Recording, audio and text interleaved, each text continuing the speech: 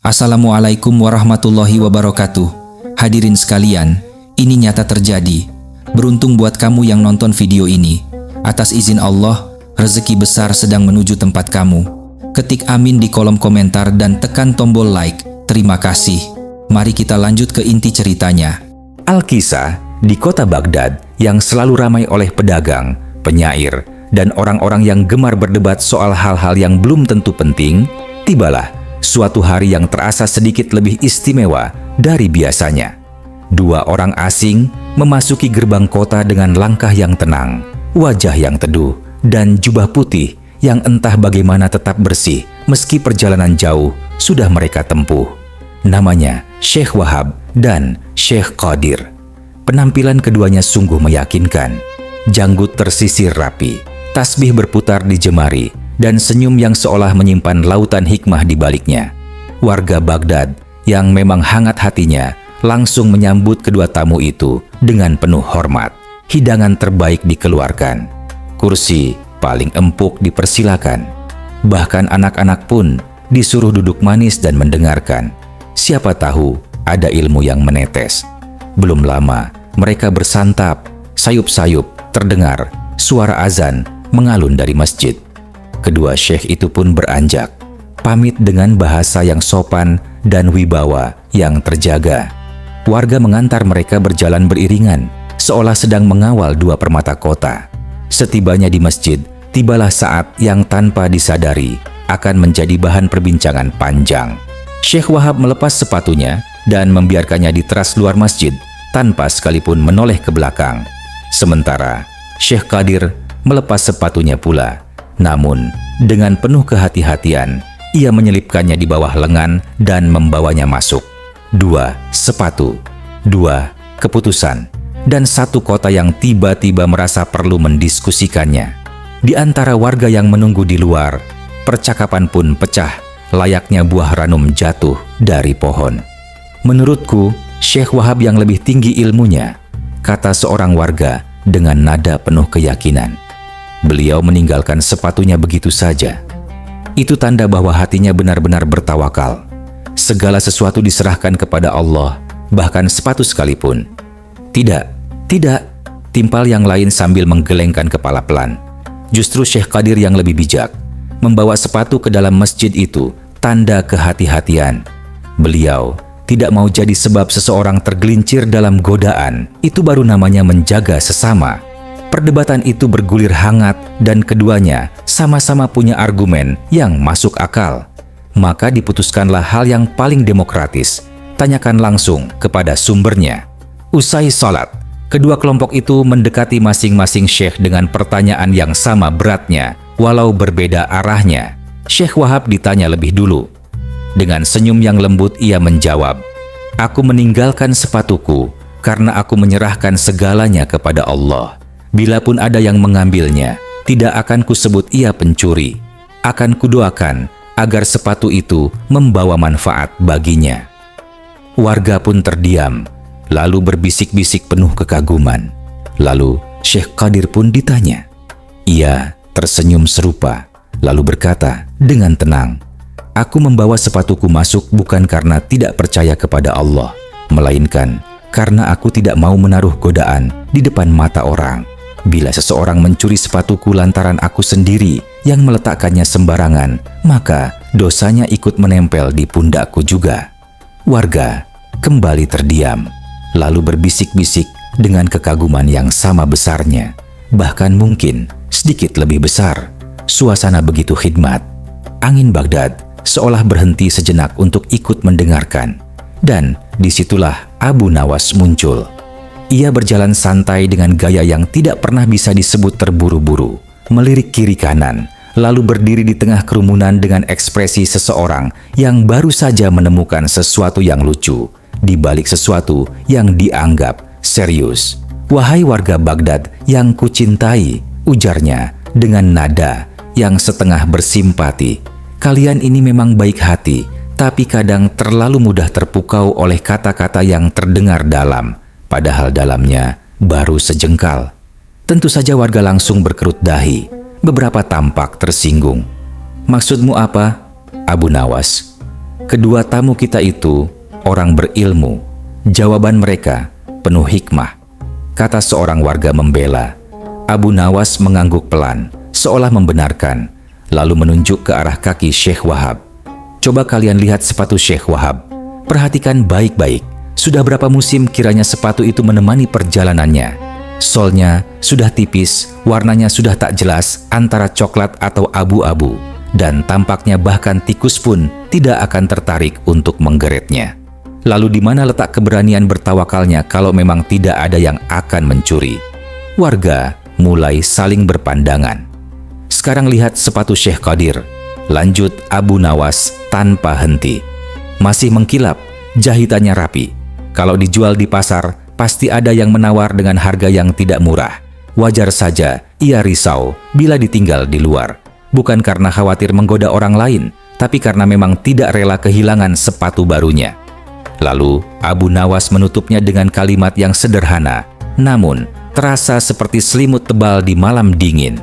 "Jangan terlalu cepat kagum kepada seseorang hanya karena jubahnya bersih dan lidahnya fasih. Ilmu yang sejati bukan hanya soal apa yang diucapkan, tapi juga soal apakah ucapan itu benar-benar lahir dari dalam atau sekadar disesuaikan dengan keadaan yang ada di depan mata." Syekh Wahab dan Syekh Qadir mendengar semua itu. Wajah mereka berubah, tidak marah, tidak membantah, tapi jelas sekali bahwa mereka tahu betul siapa Abu Nawas dan seberapa jauh mata lelaki itu bisa melihat. Tidak lama berselang, keduanya berpamitan. Kali ini lebih cepat dari kedatangan mereka.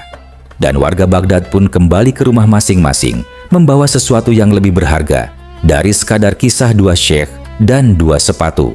Sebuah pengingat bahwa kebijaksanaan yang paling mahal bukan yang paling indah bunyinya, melainkan yang paling jujur akarnya. Adapun Abu Nawas, ia sudah pergi lebih dulu, bahkan sebelum ada yang sempat mengucapkan terima kasih. Kisah selanjutnya.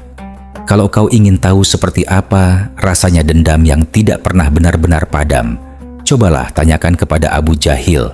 Sebab sudah begitu banyak rencana ia susun, sudah begitu banyak jebakan ia siapkan, namun entah mengapa semuanya selalu berakhir dengan satu hasil yang sama.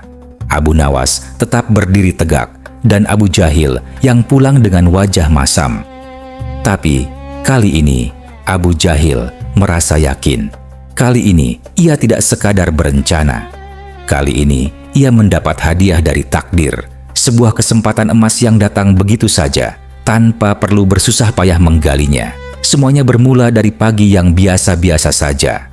Abu Nawas hendak mencari kayu bakar di hutan. Ia berjalan santai melewati kebun-kebun yang hijau, menikmati angin pagi dan suara burung yang tidak pernah mau berhenti berkicau meskipun tidak ada yang meminta. Di sebuah kebun kurma, ia berhenti. Di atas salah satu pohon yang menjulang tinggi, tampak seorang lelaki sedang memanjat. Mungkin ia hendak memetik kurma, mungkin pula ia sekadar ingin tahu seperti apa Baghdad dari ketinggian. Namun, sebelum semua itu terjawab, lelaki itu terpeleset.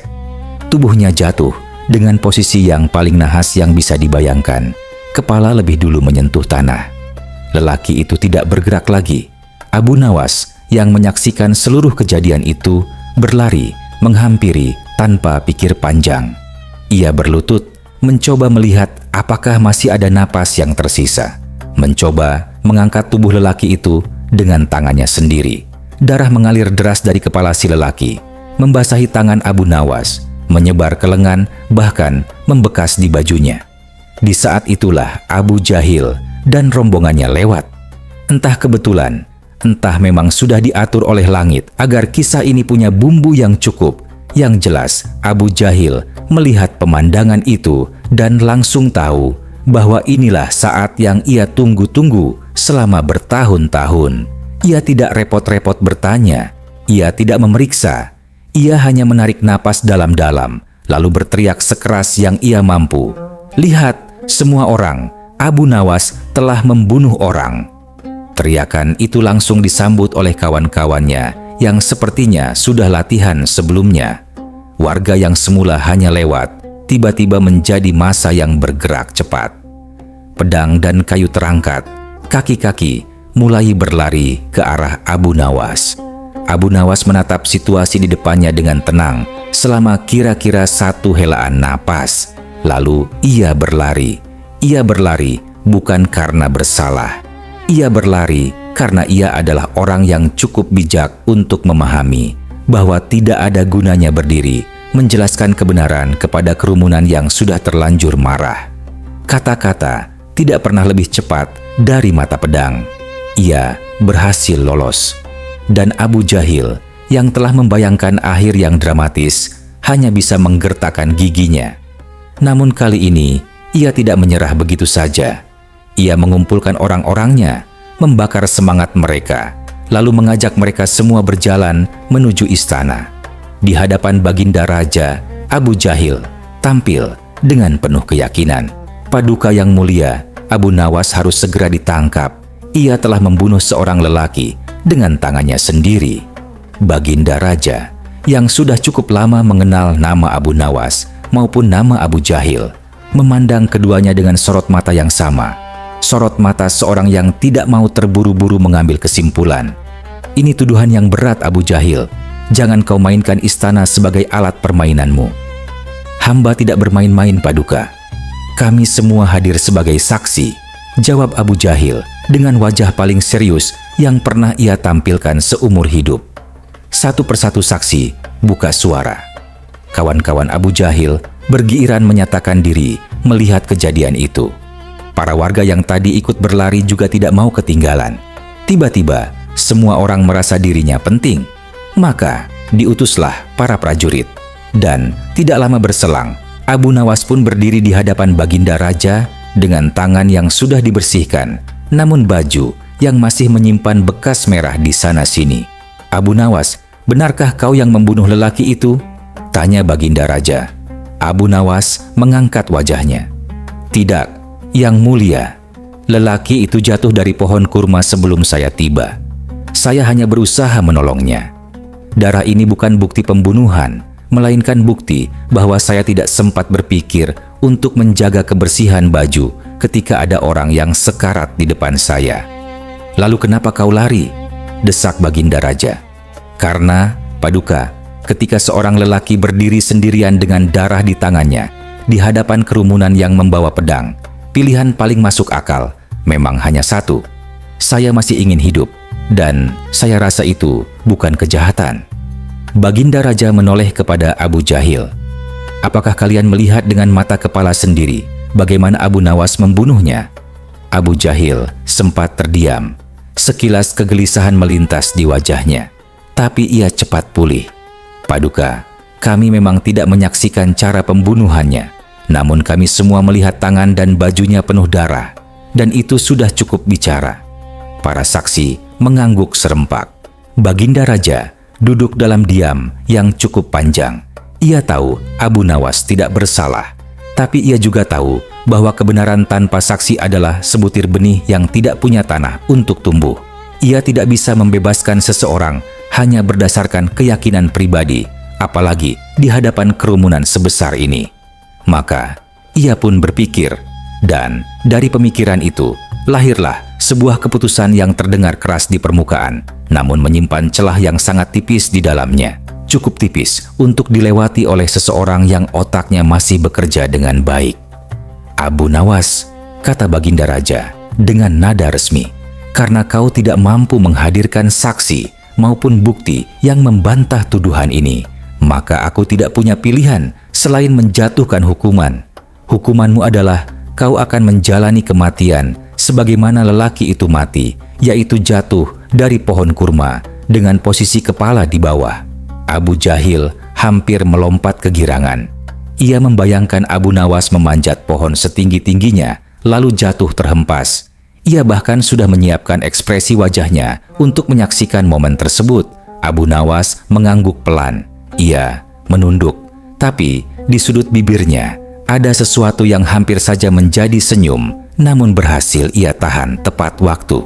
"Baik Paduka, hamba akan menjalani hukuman Paduka."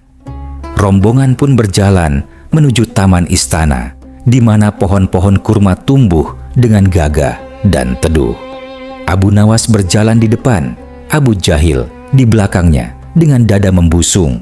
Lalu Abu Nawas berhenti. Di sudut taman terbaring seekor pohon kurma yang sudah lama tumbang. Batangnya tergeletak miring di atas tanah, tidak lebih tinggi dari setinggi lutut orang dewasa. Abu Nawas memandanginya sejenak, lalu dengan santai ia menaiki batang pohon yang tumbang itu, berdiri sebentar di atasnya, dan dengan penuh khidmat ia turun ke sisi lain dengan posisi kepala condong ke bawah. Kemudian ia berdiri tegak, menepuk-nepuk bajunya, dan menatap Baginda Raja dengan wajah paling polos yang pernah ada di muka bumi. Baginda Raja tertawa. Tawa yang sungguhan, tawa yang keluar dari perut, tawa yang tidak bisa ditahan meskipun seseorang sudah berusaha keras untuk berwibawa. "Bagus, bagus sekali, Abu Nawas," kata Baginda Raja sambil mengusap sudut matanya. "Hukuman telah dijalani. Kasus ini saya nyatakan selesai." Abu Jahil berdiri mematung. Ia menatap pohon kurma yang tumbang itu. Ia menatap Abu Nawas yang sedang merapikan bajunya. Ia menatap Baginda Raja yang masih menyimpan sisa tawa di wajahnya. Dan ia tidak tahu mana yang lebih menyakitkan. Kenyataan bahwa rencananya gagal lagi, atau kenyataan bahwa kali ini ia sudah begitu dekat dengan kemenangan sebelum semuanya runtuh dalam sekejap. Abu Nawas berjalan pulang melewati Abu Jahil tanpa berkata apapun. Mungkin memang tidak ada yang perlu dikatakan, sebab ada kalanya keheningan adalah jawaban yang paling fasih. Dan di kota Baghdad, malam itu orang-orang membicarakan kejadian di taman istana sambil tertawa. Sementara Abu Jahil duduk di rumahnya memandangi langit-langit dan diam-diam sudah mulai menyusun rencana yang berikutnya. Kisah selanjutnya. Tersebutlah pada suatu hari yang cerah di Baghdad, seorang ulama terpandang datang memenuhi undangan Baginda Raja. Ia duduk dengan tenang di hadapan singgasana, lalu mulailah ia bertutur tentang kisah yang sudah sangat masyhur, namun selalu terasa segar setiap kali diceritakan ulang. Kisah Nabi Musa yang berdiri gagah di hadapan para penyihir istana Fir'aun. Ulama itu berkisah dengan penuh penghayatan bagaimana para penyihir itu melemparkan tali-tali mereka ke tanah, dan tali-tali itu bergerak, menggeliat, lalu berubah menjadi ular yang membuat para penonton bergidik ketakutan. Namun Nabi Musa dengan tenang dan tanpa pertunjukan yang berlebihan hanya meletakkan tongkatnya, dan tongkat itu menjadi ular yang jauh lebih besar, lalu melahap seluruh ular-ular penyihir itu satu persatu sebelum kembali menjadi tongkat yang biasa. Baginda Raja menyimak dengan seksama, matanya berbinar. Bagaimana caranya tali bisa berubah menjadi ular? Tanya Baginda Raja, dan dari nada suaranya sang ulama bisa menduga bahwa pertanyaan ini bukan sekadar pertanyaan ilmiah. Para penyihir menggunakan ilmu sihir Paduka, sementara Nabi Musa menggunakan mukjizat yang Allah anugerahkan khusus kepadanya. Jawab sang ulama dengan hati-hati. "Iya, aku tahu itu," kata Baginda Raja sambil mengangguk. "Tapi aku ingin mempelajarinya. Bayangkan betapa kagumnya rakyatku kalau aku bisa melakukan hal seperti itu." Sang ulama menarik napas pelan. Ia sudah menduga kalimat ini akan datang. Paduka yang mulia, ilmu sihir adalah sesuatu yang terlarang untuk dipelajari. Adapun mukjizat, ia bukan sesuatu yang bisa dipelajari di sekolah manapun, sebab ia adalah pemberian Allah yang hanya diperuntukkan bagi para nabi yang terpilih. Baginda Raja tampak sedikit kecewa, seperti anak kecil yang baru tahu bahwa mainan yang ia inginkan sudah habis di toko. Namun, sang ulama tidak ingin meninggalkan raja dalam kekecewaan. Ia berpikir sejenak, lalu berkata, "Bagaimana kalau Paduka belajar sulap saja? Hamba kenal seorang ahli sulap yang sangat piawai. Hasilnya memang bukan ular sungguhan, tapi cukup untuk membuat penonton berdecak kagum. Dan rupanya usulan sederhana itu jatuh di tanah yang sangat subur. Sejak hari itu, Baginda Raja menjalani hari-harinya dengan semangat yang tidak pernah ia tunjukkan, bahkan ketika belajar ilmu pemerintahan. Sebulan penuh ia berlatih, dari pagi yang masih berkabut hingga malam yang sudah mengantuk. Jari-jarinya yang terbiasa menandatangani surat kerajaan, kini belajar bergerak lincah, menyembunyikan sesuatu di sini, memunculkan sesuatu di sana. Dan ternyata Baginda Raja berbakat. Ketika ia merasa sudah cukup mahir, ia memanggil para pengawalnya. Sebarkan pengumuman ke seluruh penjuru Baghdad. Aku akan mengadakan pertunjukan untuk rakyatku. Warga Baghdad menerima kabar itu dengan antusias yang bercampur penasaran. Raja mereka akan manggung. Ini bukan hal yang terjadi setiap hari. Hari yang ditentukan pun tiba. Alun-alun kota penuh sesak. Para pedagang yang biasanya sibuk dengan dagangannya rela menutup lapak lebih awal. Anak-anak berlarian mencari tempat terbaik. Para menteri istana duduk di deretan khusus dengan wajah yang sudah disiapkan untuk terkesan kagum, karena memang itulah bagian dari tugas mereka. Di antara barisan menteri itu duduklah Abu Nawas. Dengan wajah yang santai, pandangan yang berkeliling ke sana kemari, dan sikap seseorang yang datang ke pertunjukan tanpa ekspektasi berlebihan. Baginda Raja pun tampil. Pertunjukan pertama disambut dengan tepuk tangan yang meriah ketika sehelai benang tipis tiba-tiba berubah menjadi sebuah tongkat di tangan raja. Para penonton melongo. Para menteri bertepuk dengan antusias yang tulus maupun yang dipaksakan. Keduanya menghasilkan suara yang sama kerasnya. Pertunjukan kedua bahkan lebih memukau. Seekor kelinci dimasukkan ke dalam topi. Topi dibalik, digoyangkan, lalu dibuka kembali. Kosong. Kelinci itu lenyap, seolah memang tidak pernah ada. Gemuruh tepuk tangan memenuhi alun-alun. Baginda Raja puas. Ia memandang ke arah penonton dengan senyum seorang seniman yang baru saja menyelesaikan karyanya. Dan dalam pemandangan yang penuh keriuhan itu, matanya tertangkap pada satu wajah yang tidak ikut bersorak. Abu Nawas duduk diam. Tangannya tidak bertepuk. Ekspresinya seperti seseorang yang sedang menunggu hujan reda, bukan seperti seseorang yang baru menyaksikan kelinci menghilang secara ajaib. "Hei, Abu Nawas," panggil Baginda Raja dari atas panggung. "Ada apa denganmu? Mengapa kau terlihat seperti orang yang baru menelan obat pahit?" Abu Nawas berdiri dengan tenang. "Mohon ampun, Paduka yang mulia.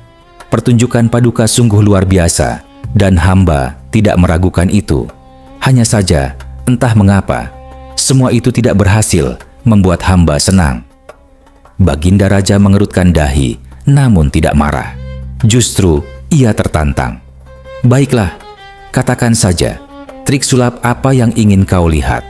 Akan kubuktikan bahwa aku bisa membuatmu bertepuk tangan." Abu Nawas mengangguk pelan, lalu berbicara dengan nada yang sangat sopan, sangat hormat, dan sangat berbahaya. "Paduka yang mulia, permintaan hamba sebenarnya bukan hanya akan membuat hamba senang. Permintaan hamba, kalau berhasil dilakukan, akan membuat seluruh rakyat yang hadir di sini ikut bersuka cita. Bahkan yang tidak hadir pun akan turut bergembira hingga ke ujung Baghdad." Baginda Raja mengangguk, semakin tertarik. "Lanjutkan." "Tadi Paduka sudah memperlihatkan bahwa seekor kelinci bisa dihilangkan begitu saja dari dalam topi. Sungguh menakjubkan. Maka, tolong tunjukkan kepada kami semua bagaimana caranya menghilangkan seluruh pajak yang selama ini membebani pundak rakyat Paduka. Kalau Paduka bisa melakukan itu, hamba berjanji akan bertepuk tangan paling keras di antara semua yang hadir di sini. Dan hamba yakin seluruh rakyat Baghdad akan ikut bertepuk tangan hingga telapak tangan mereka memerah." Lalu, seluruh alun-alun pecah dalam gelak tawa. Tawa yang tulus, tawa yang lega, tawa yang menyimpan sedikit harapan di dalamnya. Para warga saling berpandangan sambil menahan senyum yang tidak bisa ditahan. Bahkan, beberapa menteri yang tadi sibuk menampilkan wajah kagum, kini tidak bisa mengendalikan sudut bibir mereka sendiri. Baginda Raja berdiri di atas panggung. Ia tidak marah, ia juga tidak tertawa. Ia hanya diam, dengan ekspresi seseorang yang baru saja menyadari bahwa ia baru saja berjalan masuk ke sebuah jebakan yang sangat halus dan tidak ada cara untuk berpura-pura bahwa itu tidak terjadi. Begitulah selalu Abu Nawas. Di balik setiap candaannya yang ringan, selalu tersimpan sesuatu yang lebih berat. Ia tidak pernah sekadar membuat orang tertawa. Ia membuat orang tertawa sambil berpikir, dan itu adalah jenis tawa yang paling sulit untuk dilupakan. Kelinci bisa disembunyikan di dalam topi, tapi kebenaran, sekecil apapun ia disampaikan, selalu saja berhasil melompat keluar. Kisah selanjutnya. Tibalah Hari Raya Idul Adha, hari yang disambut dengan hati lapang oleh seluruh umat muslim di Baghdad.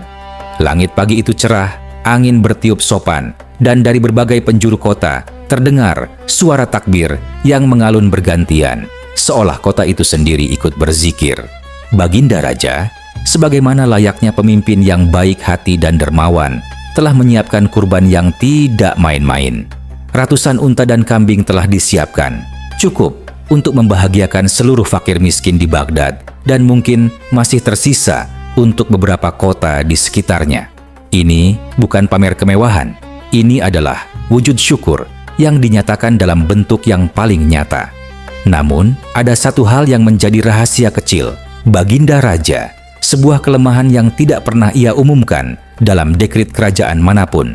Baginda Raja tidak tahan melihat darah. Bukan tidak tahan dalam arti berpura-pura lemah. Benar-benar tidak tahan. Wajahnya bisa seketika pucat, lututnya bisa mendadak memiliki pendapat sendiri tentang arah mana yang hendak dituju, dan seluruh kewibawaannya sebagai raja bisa runtuh hanya oleh pemandangan yang membuat tukang jagal manapun menganggapnya sebagai hal biasa. Maka ketika sholat Id selesai dan seluruh jamaah bergerak keluar masjid menuju lapangan untuk menyaksikan prosesi penyembelihan, Baginda Raja memilih untuk tidak ikut. Ia tetap duduk di dalam masjid, sendirian, dengan wajah yang menyimpan campuran antara rasa bersalah dan ketidakberdayaan. Ia sudah menyumbang ratusan hewan kurban, tapi bahkan prosesi penyembelihannya pun tidak sanggup ia saksikan. Ada semacam kesedihan kecil di situ, perasaan seorang raja yang dalam satu hal saja kalah oleh dirinya sendiri. Disinilah Abu Nawas masuk ke dalam cerita. Ia melihat Baginda Raja duduk menyendiri dengan ekspresi yang tidak biasanya tampak di wajah seorang penguasa Baghdad. Abu Nawas menghampiri dan duduk di dekatnya. Paduka yang mulia, mengapa Paduka masih di sini? Lapangan sudah ramai, hewan kurban sudah siap. Ini hari yang meriah, bukan hari untuk duduk merenung sendirian. Baginda Raja menghela napas. Aku takut darah, Abu Nawas. Selama ini aku menyembunyikan hal ini, tapi kenyataannya begitu. Aku tidak sanggup menyaksikan penyembelihan. Inilah yang membuatku sedih. Bagaimana seorang raja bisa takut pada sesuatu yang dialami oleh rakyatnya sendiri setiap hari? Abu Nawas mengangguk pelan, mendengarkan dengan seksama. Tapi di balik wajah simpatiknya, sebuah gagasan mulai tumbuh. Gagasan yang, kalau diukur dari tingkat kekonyolannya, mungkin layak mendapat penghargaan tersendiri. Kalau begitu, kata Abu Nawas dengan nada yang tiba-tiba berubah cerah, seharusnya sejak tadi Paduka meminta saya yang menjadi tukang jagalnya. Dengan saya yang menyembelih, Paduka pasti bisa ikut menyaksikan dengan tenang. Baginda Raja memandang Abu Nawas dengan bingung. Maksudmu bagaimana? Saya bisa menyembelih kambing tanpa mengeluarkan setetes darah pun, jawab Abu Nawas dengan wajah yang sangat meyakinkan. Wajah seseorang yang sedang serius atau setidaknya sangat pandai berpura-pura serius. Baginda Raja tertawa pendek. Abu Nawas, itu tidak mungkin, itu mustahil. Kau sedang berbicara tentang sesuatu yang melawan hukum alam. Justru karena Paduka meragukannya, saya ingin membuktikannya, kata Abu Nawas tanpa bergeming. Baginda Raja memandangnya lama, lalu dalam dirinya muncul rasa penasaran yang lebih besar dari rasa skeptisnya. "Baiklah, kalau kau berhasil menyembelih kambing tanpa darah, aku akan memberimu hadiah seekor unta. Tapi kalau kau gagal, kau akan mendapat hukuman. Bagaimana?" "Hamba siap, Paduka yang mulia," jawab Abu Nawas. Dan dari cara ia menjawab, seolah ia sudah tahu persis bagaimana cerita ini akan berakhir. Keduanya pun berjalan keluar masjid menuju lapangan yang ramai. Warga yang melihat Raja dan Abu Nawas berjalan beriringan dengan ekspresi masing-masing yang berbeda sedikit menepi, penasaran apa yang akan terjadi. Sesampainya di tengah lapangan, Abu Nawas tidak langsung menuju ke kandang hewan. Ia malah jongkok, lalu mengambil sebatang ranting atau apapun yang bisa ia gunakan sebagai alat menggambar di atas tanah. Dan di atas hamparan tanah lapangan itu, mulailah Abu Nawas menggambar seekor kambing jantan yang gemuk dengan tanduk yang melengkung indah, kaki yang kokoh, dan badan yang penuh. Sebuah karya yang, meski tidak akan memenangkan pameran seni, cukup jelas untuk dikenali. "Paduka, coba sebutkan hewan apa yang sedang hamba gambar ini?" tanya Abu Nawas. Baginda Raja menatap gambar itu. "Seekor kambing jantan." Abu Nawas mengangguk puas. Kemudian, dengan penuh khidmat dan gaya seorang tukang jagal yang hendak melakukan tugasnya, ia menghapus bagian kepala kambing dari gambar tersebut. Setelah itu, ia menggambar ulang kepala kambing itu. Namun, kali ini terpisah dari badannya, sedikit ke samping, seolah baru saja terpotong dan tergeletak di tanah. Lalu, Abu Nawas berdiri, menepuk-nepuk tangannya, dan berkata dengan nada penuh kepuasan, "Lihatlah Paduka, kambing itu telah hamba sembelih dengan sempurna. Kepalanya sudah terpisah dari badannya. Dan Paduka bisa menyaksikan sendiri bahwa tidak ada setetes darah pun yang keluar." Lalu Baginda Raja tertawa. Bukan tawa sopan yang biasa ia tampilkan di hadapan tamu-tamu kerajaan. Ini tawa yang sungguhan, yang keluar dari tempat yang dalam. Tawa seorang manusia yang tidak punya pilihan selain mengakui bahwa ia baru saja dipecundangi dengan cara yang sangat bodoh, namun sangat brilian pada saat yang bersamaan. Warga yang menyaksikan ikut tertawa. Lapangan yang tadinya khidmat dengan prosesi kurban sejenak dipenuhi oleh tawa yang hangat dan riang. Baginda Raja akhirnya mengusap sudut matanya, masih tersenyum lebar, lalu memerintahkan pengawalnya untuk menyiapkan hadiah yang dijanjikan, seekor unta, untuk diberikan kepada Abu Nawas. Tapi sebelum menyerahkannya, ia berkata dengan nada yang setengah serius, "Aku memberimu hadiah ini bukan karena kau berhasil menyembelih kambing tanpa darah, sebab jelas itu bukan penyembelihan sungguhan. Aku memberimu hadiah ini karena kau berhasil melakukan sesuatu yang jauh lebih sulit." "Apa itu Paduka?" tanya Abu Nawas. "Kau berhasil membuat seorang raja yang duduk murung sendirian di dalam masjid tertawa terpingkal-pingkal di tengah lapangan, di depan seluruh rakyatnya." Abu Nawas menerima hadiah itu dengan senyum yang tulus, sebab baginya membuat seseorang bangkit dari kesedihannya, meskipun dengan cara yang paling konyol sekalipun, adalah pekerjaan yang tidak pernah ia anggap remeh. Dan di hari raya yang penuh berkah itu, di antara ratusan hewan kurban yang disembelih dengan sebenar-benarnya, ada satu kambing gambar yang disembelih tanpa darah.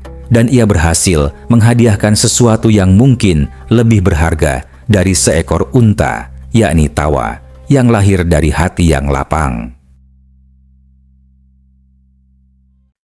Kisah selanjutnya. Di antara sekian banyak murid yang pernah duduk di hadapan Abu Nawas, ada satu nama yang selalu membuat sang guru menyimpan senyum tersendiri setiap kali mengingatnya. Namanya Ali. Usianya masih muda, wajahnya masih menyimpan keluguan seorang anak yang belum terlalu banyak bersentuhan dengan tipu daya dunia. Namun otaknya bekerja dengan kecepatan yang membuat murid-murid lain sering menoleh heran. Kalau ada pelajaran yang sulit, Ali yang pertama selesai. Kalau ada pertanyaan yang rumit, Ali yang paling cepat mengangkat tangan. Tapi yang paling membuat Abu Nawas kagum adalah kemampuan Ali dalam memahami ilmu hukum tata negara. sebuah bidang yang bagi kebanyakan anak seusianya terasa seperti membaca peta dalam kegelapan. Namun, bagi Ali, seolah hanya perlu satu kali pembacaan untuk langsung tersimpan rapi di kepalanya. Abu Nawas punya firasat tentang anak ini. Dan firasat Abu Nawas jarang sekali meleset. Anak ini harus jadi hakim, pikir Abu Nawas suatu hari. Negeri ini butuh hakim yang tidak hanya pintar, tapi juga jujur. Dan kejujuran itu harus ditanam dari sekarang, sebelum dunia sempat menawarkan hal-hal lain yang lebih menggiurkan. Maka, selain mengajarkan ilmu hukum, Abu Nawas juga menanamkan ilmu agama kepada Ali dengan sungguh-sungguh. Bukan sekadar hafalan dan ritual, melainkan pemahaman yang meresap ke dalam agar kelak bila Ali benar-benar duduk di kursi hakim, yang ia takuti bukan murka atasannya, melainkan murka yang maha melihat. Hakim yang demikian, menurut Abu Nawas, adalah hakim yang paling sulit disuap dan paling mudah berlaku adil. Suatu pagi, majelis pengajian berlangsung seperti biasa. Murid-murid duduk melingkar, angin bertiup pelan, dan Abu Nawas berbicara dengan nada yang hangat namun serius. "Wahai anak-anakku," kata Abu Nawas, "kalian semua akan tumbuh besar. Kalian akan memilih jalan masing-masing. Ada yang akan jadi pejabat, ada yang akan jadi pedagang, ada yang akan jadi ulama, atau apapun yang kalian pilih. Tapi ingatlah satu hal, jadilah orang yang bertakwa di jalan manapun yang kalian tempuh." Ia melanjutkan, "Kalau kalian jadi pejabat, jadilah pejabat yang bertakwa, yang tidak menjadikan jabatannya sebagai ladang untuk memperkaya diri sendiri, yang tidak menindas rakyat kecil hanya karena mereka tidak punya kuasa untuk melawan. Kalau kalian jadi pedagang, jadilah pedagang yang bertakwa, yang timbangannya tidak pernah berbohong, yang mulutnya tidak pernah memuji barang rusak seolah barang baru. Karena takwa itu bukan sekadar urusan sajadah dan tasbih. Takwa adalah cara kalian berdiri di hadapan manusia sambil tetap ingat bahwa Allah sedang melihat." Seluruh ruangan sunyi. Murid-murid mendengarkan dengan mata yang tidak berkedip terlalu sering. Dan bila kalian menjalani hidup dengan cara demikian, Abu Nawas menutup dengan kalimat yang pelan namun berat, maka ketika saatnya tiba untuk meninggalkan dunia ini, kalian akan pergi dalam keadaan husnul khatimah, mengakhiri perjalanan dengan indah, dan insya Allah kalian akan menjadi penghuni surga. Lalu Abu Nawas mengangkat kepalanya dan bertanya dengan nada ringan, "Nah, siapa di antara kalian yang ingin menjadi ahli surga? Acungkan tangan." Serentak, tanpa jeda, seluruh tangan di ruangan itu terangkat. Ada yang mengacungkan dengan semangat, ada yang dengan malu-malu, ada yang sambil melirik kiri kanan, memastikan temannya juga ikut mengacung. Pemandangan itu membuat Abu Nawas tersenyum puas. Namun, senyumnya berhenti di satu titik. Di sudut ruangan, Ali duduk dengan tenang. Kedua tangannya berada di pangkuannya. Tidak terangkat, tidak bergerak. Wajahnya tidak menunjukkan penolakan, tapi juga tidak menunjukkan keraguan. Ia tampak seperti seseorang yang memang sudah punya jawaban tersendiri, dan jawaban itu tidak memerlukan acungan tangan untuk dibuktikan. Abu Nawas mengerutkan dahi. Dari seluruh murid yang ada, Ali adalah yang paling ia harapkan untuk mengacungkan tangan. Dan justru Ali yang tidak melakukannya. Ia berjalan pelan ke arah Ali, lalu duduk di dekatnya. "Wahai Ali, kenapa kau tidak mengacungkan tangan? Kau tidak ingin menjadi penghuni surga?" Ali menggelengkan kepala dengan tenang. "Tidak, Guru." Abu Nawas terdiam sebentar, lalu dengan hati-hati bertanya, "Kalau begitu, kau ingin menjadi penghuni neraka?" Ali kembali menggelengkan kepala. "Itu juga tidak, Guru." Abu Nawas memandang muridnya itu dengan ekspresi yang sulit digambarkan. Campuran antara bingung, penasaran, dan firasat bahwa ia akan segera mendapat jawaban yang tidak pernah ia bayangkan sebelumnya. "Lalu, apa maksudmu, Ali?" Ali menatap gurunya dengan mata yang jernih dan wajah yang polos sempurna, lalu menjawab dengan nada yang sangat serius, "Karena saya ingin menjadi hakim, Guru. Waktu ibu saya hendak meninggal, beliau berwasiat kepada saya. Beliau berkata, "Wahai anakku, apapun yang terjadi dalam hidupmu, kamu harus menjadi hakim di negeri ini."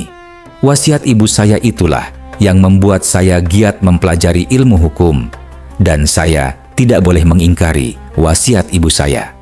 Abu Nawas menatap Ali lama, sangat lama.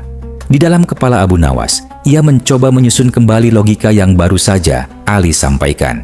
Surga tidak ia inginkan, neraka juga tidak. Yang ia inginkan adalah menjadi hakim. Karena itulah wasiat ibunya.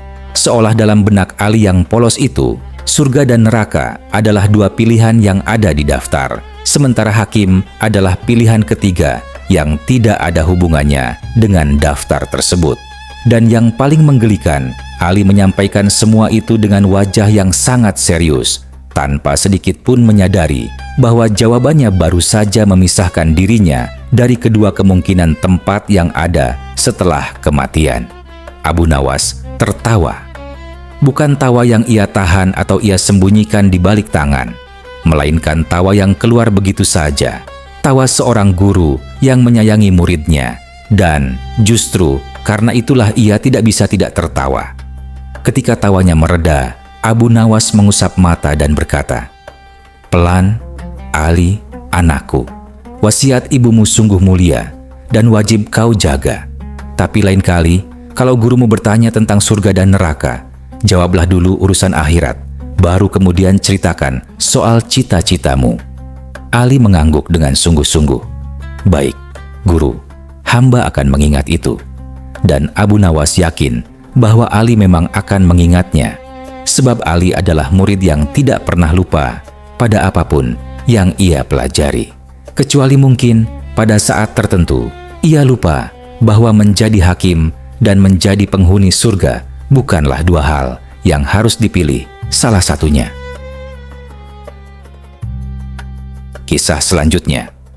Pada suatu siang yang tenang di istana Baghdad, ketika Baginda Raja sedang menikmati waktu santainya dengan duduk di singgasana tanpa agenda yang mendesak, tiba-tiba seorang lelaki masuk dengan langkah tergesa dan wajah yang menyimpan beban cukup berat.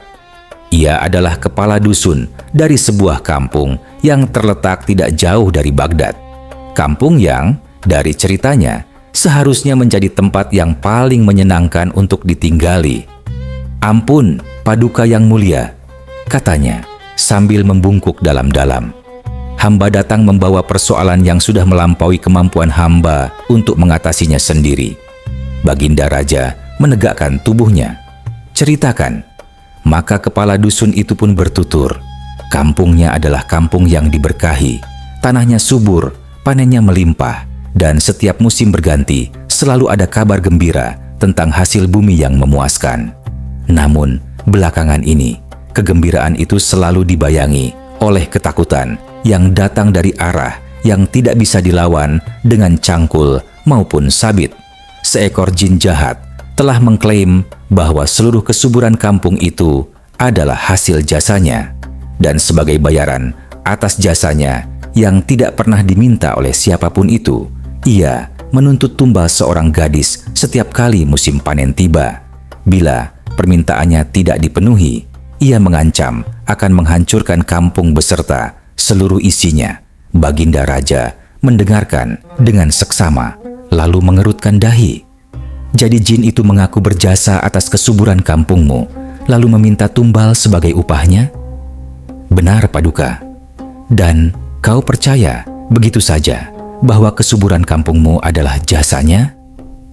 Kepala dusun terdiam sejenak, seperti seseorang yang baru menyadari bahwa ia mungkin sudah terlalu lama percaya pada klaim yang tidak pernah ia pertanyakan.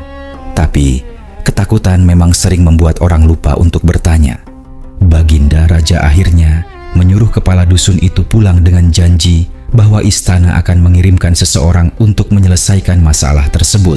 Setelah sang kepala dusun pergi, Baginda Raja memanggil seluruh penasihat istana untuk berunding. Namun, perundingan itu tidak menghasilkan banyak hal yang berguna. Seorang penasihat berkata dengan wajah serius, "Paduka, kita tidak bisa mengirimkan pasukan bersenjata untuk melawan makhluk yang tidak kasat mata. Yang ada nanti para prajurit kita pulang dalam keadaan yang tidak bisa dijamin waras sepenuhnya. Penasihat yang lain mengangguk setuju, lalu terdiam. Kemudian penasihat yang lain lagi juga terdiam. Dan dalam keheningan yang penuh kebingungan itu, tiba-tiba sebuah nama melintas di benak Baginda Raja, seperti kilat yang tidak diundang namun selalu tepat waktu. Abu Nawas. Maka dipanggillah Abu Nawas ke istana.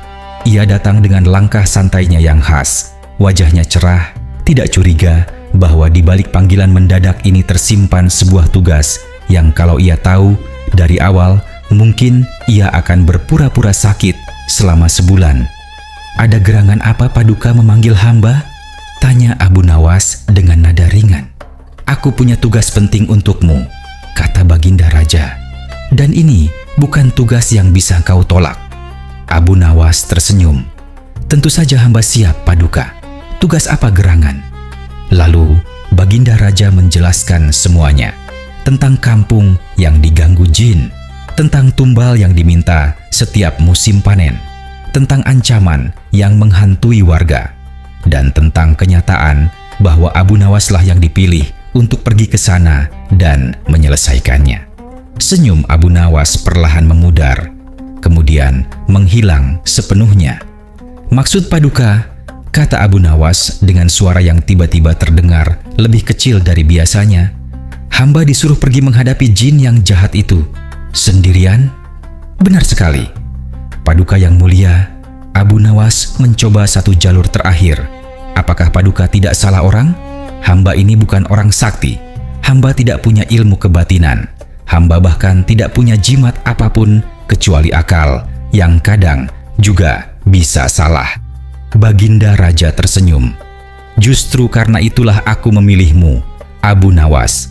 Akal cerdikmu lebih berguna dari 1000 jimat. Aku percaya padamu." Abu Nawas menatap langit-langit istana sejenak, seperti sedang meminta pendapat kepada atap ruangan itu. Namun atap tidak pernah menjawab, dan Baginda Raja sudah memutuskan. Menolak perintah raja berarti hukuman, dan Abu Nawas cukup bijak untuk memilih menghadapi satu jin daripada menghadapi satu raja yang kecewa. Dengan berat hati yang ia sembunyikan di balik anggukan kepala, Abu Nawas menerima tugas itu. Keesokan harinya, berangkatlah ia menuju kampung yang dimaksud.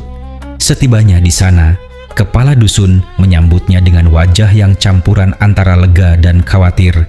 Ekspresi orang yang senang bantuan datang, namun belum yakin apakah bantuan itu cukup. Abu Nawas mendengarkan semua cerita dengan seksama.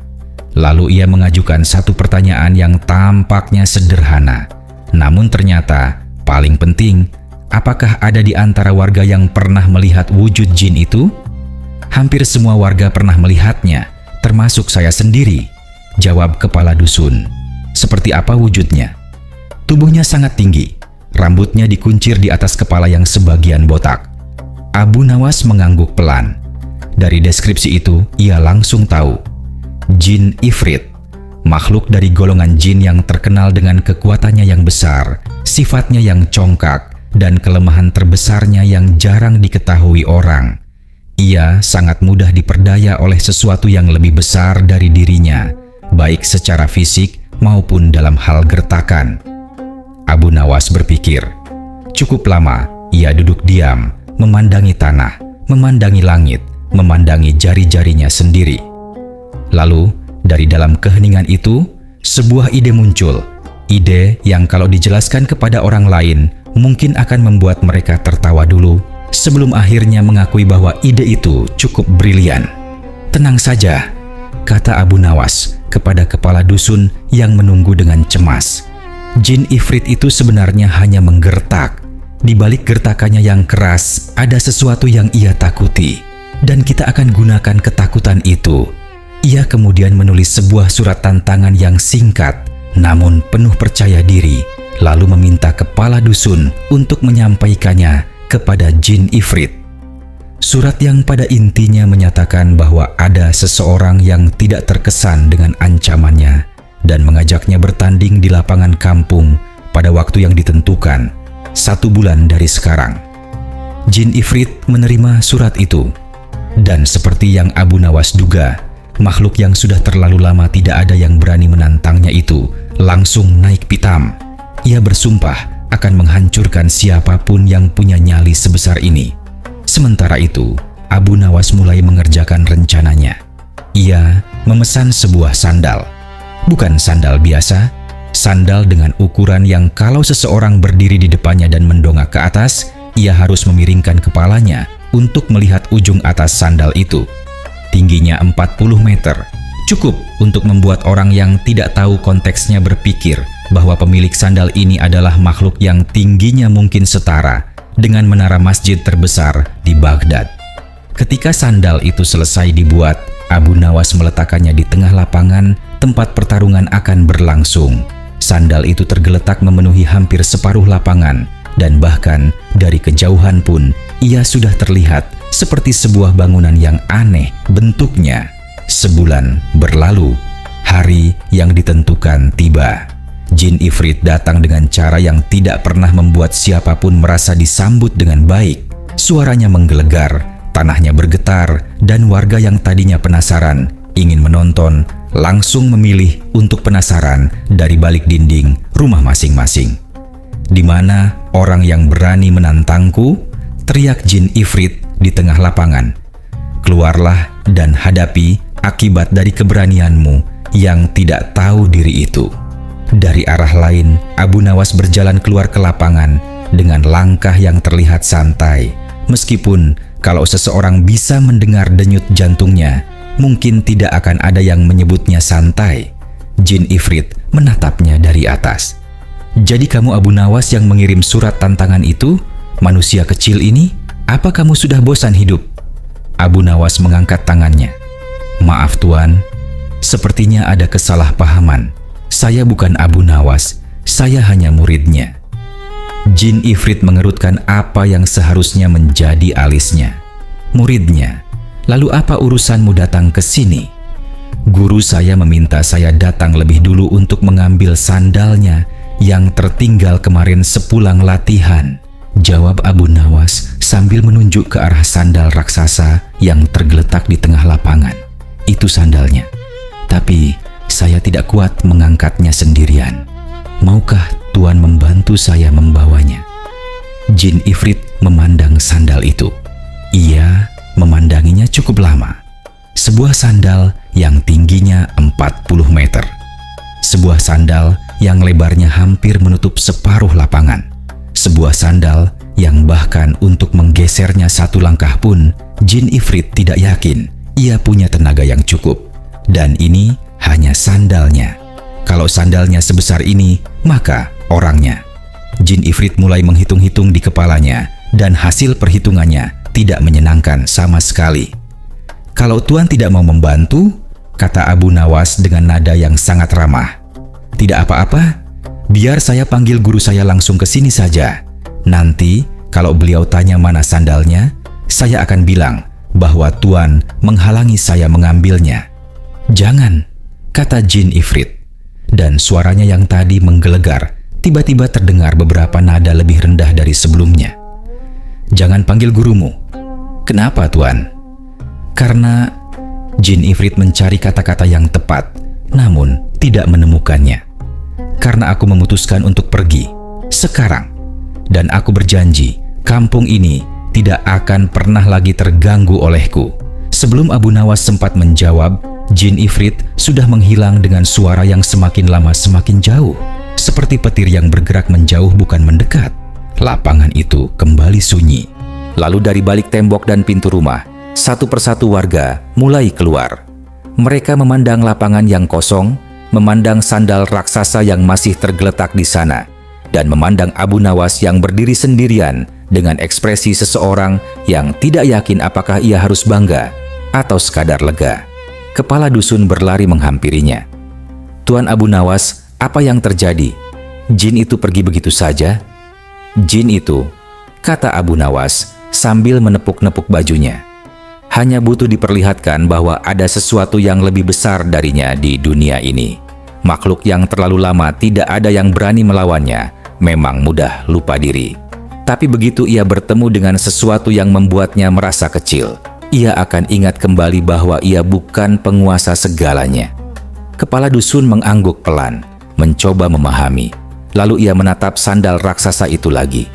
Tapi Tuan, sandal ini, kata Abu Nawas, adalah bukti bahwa kadang cara terbaik menghadapi ancaman bukan dengan kekuatan yang lebih besar, melainkan dengan membuat lawan mengira bahwa kekuatanmu jauh lebih besar dari yang mereka bayangkan. Sejak hari itu, kampung tersebut kembali tenteram.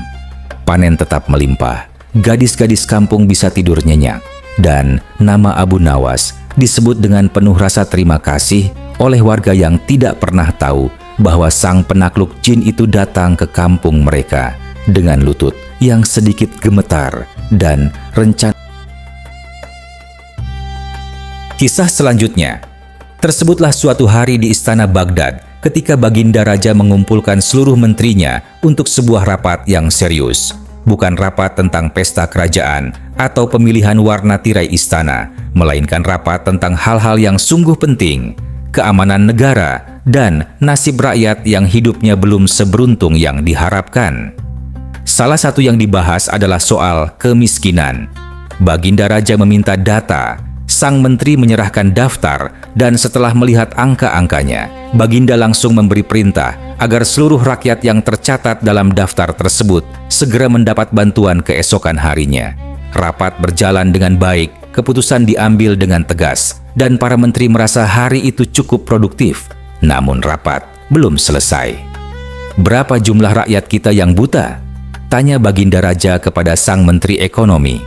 Sang menteri sedikit tergagap. "Mohon ampun Paduka, untuk yang satu ini hamba belum sempat mendatanya. Kalau tidak salah, kira-kira ada lebih dari 20 orang. Tapi nanti sekalian pembagian bantuan, hamba akan langsung mendata semuanya." Baginda Raja mengangkat tangannya. "Jangan dulu." Para menteri saling berpandangan. "Saya punya ide," kata Baginda Raja. Dan dari nada suaranya, para menteri yang sudah lama mengenal sang raja tahu bahwa kalimat itu biasanya diikuti oleh sesuatu yang menarik, atau setidaknya sesuatu yang akan membuat satu orang tertentu di luar ruangan itu mengernyitkan dahi. Orang tertentu itu, seperti biasa, bernama Abu Nawas. Maka dipanggillah Abu Nawas ke istana. Ia datang dengan langkah yang ringan dan wajah yang tidak curiga, sebagaimana seseorang yang belum tahu bahwa di balik panggilan mendadak ini tersimpan sebuah perangkap yang sudah disiapkan dengan cukup rapi. "Ada gerangan apa Paduka yang mulia memanggil hamba?" tanya Abu Nawas. "Ada tugas negara untukmu," jawab Baginda Raja dengan nada resmi. "Daulat Baginda." "Tugas apakah itu?" "Saya ingin kamu menghitung dan mendata seluruh rakyat negeri ini yang matanya buta. Besok pagi kamu harus sudah melaporkan hasilnya. Kalau jumlahnya salah, kamu akan dihukum." Abu Nawas berdiri, diam sejenak. Di dalam kepalanya, ia sedang melakukan perhitungan cepat. Baghdad adalah kota yang luas. Penduduknya tersebar dari ujung ke ujung. Mendata seluruh warga yang buta dalam waktu 1 malam adalah pekerjaan yang bahkan kalau dilakukan oleh 10 orang pun, hasilnya tidak akan bisa dijamin akurat. Ini jelas bukan tugas biasa. Ini adalah jebakan yang dibungkus rapi dengan kata-kata resmi. Namun, Abu Nawas sudah cukup lama hidup untuk mengetahui satu hal. Menolak titah raja adalah masalah yang jauh lebih pasti dibandingkan menerima tugas yang belum tentu tidak ada jalan keluarnya. "Baiklah, Paduka yang mulia," kata Abu Nawas akhirnya. "Besok pagi hamba akan melaporkan jumlahnya." Ia pun pulang. Sesampainya di rumah, Abu Nawas duduk dan mulai berpikir. Ia berpikir sambil duduk, lalu sambil berjalan mondar-mandir, lalu sambil berbaring menatap langit-langit. Sore berganti malam, malam merayap perlahan menuju dini hari, dan jawaban itu masih belum juga datang. Ia tidak bisa tidur. Ketika azan subuh akhirnya mengalun memecah keheningan, Abu Nawas memutuskan untuk menyerahkan dulu persoalan itu kepada Yang Maha Tahu. Ia bangkit, berwudu, dan berangkat ke masjid untuk sholat. Dan justru disitulah perjalanan paling penting pagi itu dimulai.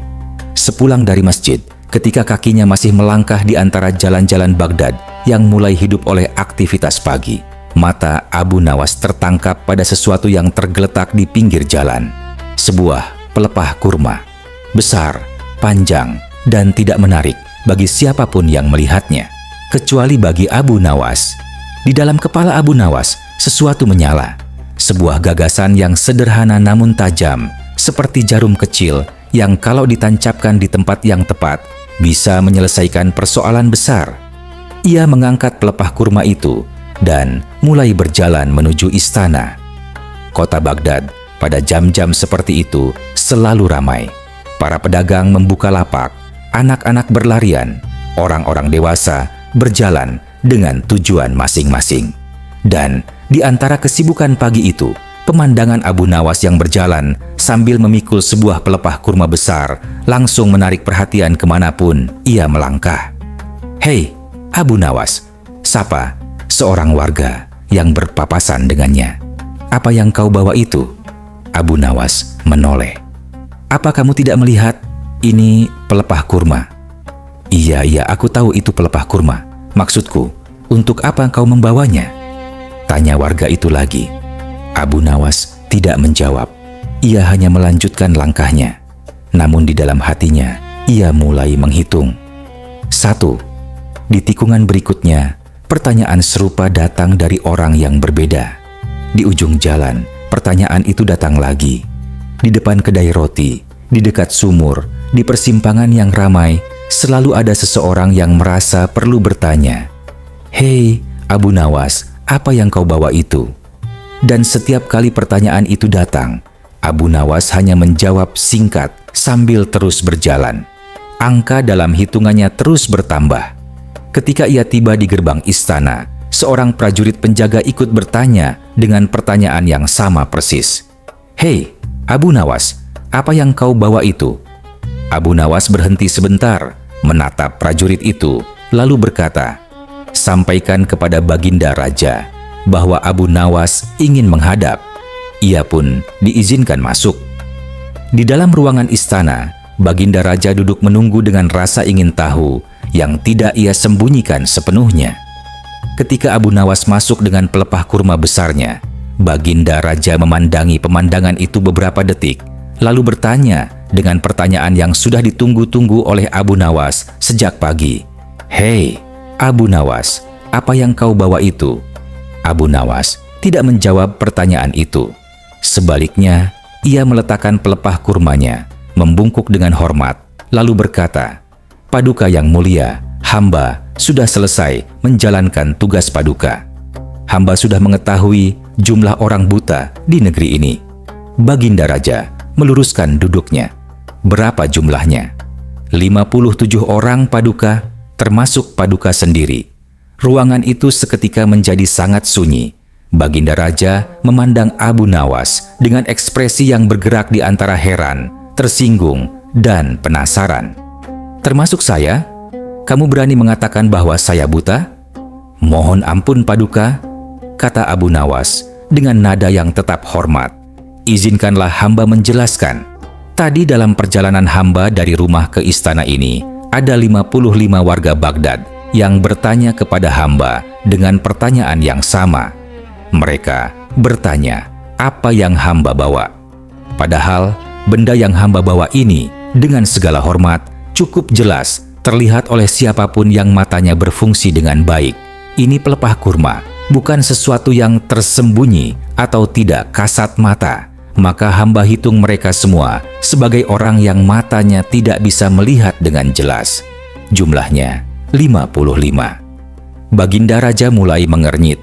Tanda ia sedang mengikuti alur penjelasan ini dengan seksama. Kemudian prajurit di gerbang istana juga bertanya hal yang sama. Jumlahnya menjadi 56. Dan tadi ketika hamba baru saja masuk ke ruangan ini, paduka sendiri juga mengajukan pertanyaan yang sama persis. Apa yang hamba bawa? Maka genaplah jumlahnya menjadi 57, termasuk paduka yang mulia. Lalu Baginda Raja berkata dengan nada yang berusaha terdengar tegas, namun tidak sepenuhnya berhasil, "Memangnya ada yang salah dengan pertanyaanku? Aku hanya ingin tahu." Sama sekali tidak salah, Paduka, jawab Abu Nawas. Hamba pun tidak mengatakan demikian. Hamba hanya berkata bahwa mereka semua, termasuk Paduka, bertanya tentang benda yang sudah jelas terlihat di depan mata. Dan kalau seseorang bertanya tentang sesuatu yang sudah jelas ada di depan matanya, maka ada dua kemungkinan. Pertama, matanya tidak melihat. Kedua, hatinya tidak memperhatikan. Hamba tidak bisa memilihkan mana yang lebih tepat untuk Paduka. Itu kebijaksanaan Paduka sendiri. Baginda Raja terdiam lagi. Kali ini lebih lama. Lalu perlahan, dari sudut bibirnya muncul sesuatu yang tidak bisa ia tahan sepenuhnya. Bukan kemarahan, melainkan senyum tipis seorang yang mengakui bahwa ia baru saja kalah dengan cara yang sangat elegan. Ia menggelengkan kepala pelan. Untuk kesekian kalinya, kau berhasil membalikan perangkapku menjadi jalan keluarmu sendiri, Abu Nawas. Abu Nawas membungkuk dengan hormat. Hamba hanya mengerjakan tugas yang Paduka berikan. Dan kau mengerjakannya dengan cara yang tidak pernah kubayangkan, kata Baginda Raja sambil memerintahkan pengawalnya untuk menyiapkan hadiah. Abu Nawas menerima hadiah itu dengan tangan yang sama yang tadi memikul pelepah kurma sepanjang jalan Baghdad. Sebuah pelepah yang di tangan orang lain hanyalah sampah kebun belaka. Namun, di tangan Abu Nawas, ia menjadi alat untuk mengerjakan tugas mustahil dalam satu malam, sekaligus cermin yang memantulkan sesuatu kepada siapapun yang mau melihat. Bahwa kadang bukan mata yang buta, melainkan perhatian yang tidur. Dan menyadarkan perhatian yang tidur adalah pekerjaan yang jauh lebih penting dari sekadar menghitung siapa yang tidak bisa melihat. Kisah selanjutnya dikisahkan pada suatu malam di kota Baghdad, ketika kebanyakan orang sudah memilih untuk beristirahat dan membiarkan dunia berjalan sendiri hingga fajar. Beberapa pengawal kerajaan justru baru memulai tugasnya. Mereka menyusuri lorong-lorong kota dengan langkah yang waspada, memeriksa sudut-sudut yang gelap, memastikan bahwa malam di Baghdad berjalan dengan tenang dan tidak ada yang memanfaatkan kegelapan untuk keperluan yang tidak semestinya. Patroli malam adalah pekerjaan yang biasanya membosankan. Lorong yang sama, keheningan yang sama, dan pada akhirnya laporan yang isinya juga kurang lebih sama. Tidak ada kejadian berarti, semua aman, sampai jumpa besok malam. Namun malam itu sedikit berbeda. Di sebuah sudut jalan yang remang, para pengawal itu menemukan sesosok manusia yang berjalan dengan cara yang tidak bisa disebut berjalan dengan normal. Ia melangkah ke kiri, lalu sedikit ke kanan, lalu hampir membentur tembok, lalu mundur lagi, sambil mengeluarkan suara-suara yang kalau didengarkan dengan seksama, mungkin adalah kata-kata, namun tidak ada yang bisa memastikan kata-kata tentang apa. Para pengawal bertukar pandang, lalu mereka mendekat, dan di bawah cahaya obor yang mereka bawa, tampaklah wajah yang sangat mereka kenal. Abu Nawas, dalam kondisi yang dengan cara paling sopan untuk mengatakannya, sangat jauh dari keadaan warasnya yang biasa. Mereka menangkapnya. Abu Nawas tidak melawan, tidak protes, bahkan tidak tampak terlalu terkejut. Ia hanya terus mengeluarkan celotehan yang tidak jelas sambil dibawa berjalan menuju penjara. Seolah malam itu, ia memang sudah merencanakan untuk bermalam di sana. Maka, dipenjaralah Abu Nawas untuk 1 malam penuh. Keesokan paginya, ketika matahari sudah cukup tinggi dan kepala Abu Nawas sudah kembali ke kondisi yang lebih bisa diajak berpikir, ia digiring ke hadapan Baginda Raja dengan tangan terikat dan wajah yang menyimpan campuran antara rasa bersalah dan kecemasan yang ia coba sembunyikan, namun tidak terlalu berhasil. Baginda Raja memandang pemandangan di depannya dengan alis yang terangkat. Ada apa ini? Kenapa Abu Nawas dibawa dengan tangan terikat? Kepala pengawal membungkuk. Ampun, Paduka yang mulia. Tadi malam kami memergoki Tuan Abu Nawas dalam keadaan mabuk di tengah jalan. Maka kami tangkap dan tahan beliau semalaman. Baginda Raja beralih memandang Abu Nawas. Benarkah itu? Abu Nawas menundukkan kepalanya. Untuk sekali ini, ia tidak punya dalih yang hendak ia keluarkan. Benar, Paduka yang mulia. Baiklah, karena kamu telah melakukan kesalahan, kamu harus menerima hukuman. Baginda Raja kemudian memanggil Algojo kerajaan. Tampar wajahnya 100 kali. Sang Algojo melangkah maju dengan wajah yang serius dan lengan yang sudah siap menjalankan tugas. Namun disinilah cerita ini mulai berjalan ke arah yang tidak direncanakan oleh siapapun. Sang Algojo yang dalam urusan ketegasan dan kekuatan pukulannya sudah tidak perlu diragukan, ternyata dikaruniai Allah dengan postur tubuh yang bisa disebut ringkas. Tidak pendek dalam arti yang merendahkan, hanya saja ketika ia berdiri di samping Abu Nawas dan mengangkat tangannya untuk menampar, tangannya hanya sampai di sekitar bahu Abu Nawas. Wajah Abu Nawas yang memang berada di ketinggian yang cukup terpandang, berada di luar jangkauan. Algojo itu mencoba berjinjit, masih tidak cukup. Ia bergeser sedikit, mencari sudut yang lebih menguntungkan. Tetap tidak berhasil. Akhirnya, dengan nada yang berusaha terdengar berwibawa, sang Algojo berkata, "Tundukkanlah kepalamu, Abu Nawas, agar aku bisa menjalankan tugasku." Abu Nawas menatap Algojo itu dari ketinggiannya dengan ekspresi yang penuh keheranan yang dibuat-buat. "Malas sekali kamu ini. Tugasmu adalah menampar, bukan meminta-minta kemudahan. Kalau kamu meminta aku menundukkan kepala, itu artinya kamu sedang mengundangku makan, bukan menghukumku." Algojo itu tersinggung. "Hei, Abu Nawas, kalau tubuhku setinggi raksasa, sudah sejak tadi kamu meringis kesakitan menerima tamparanku."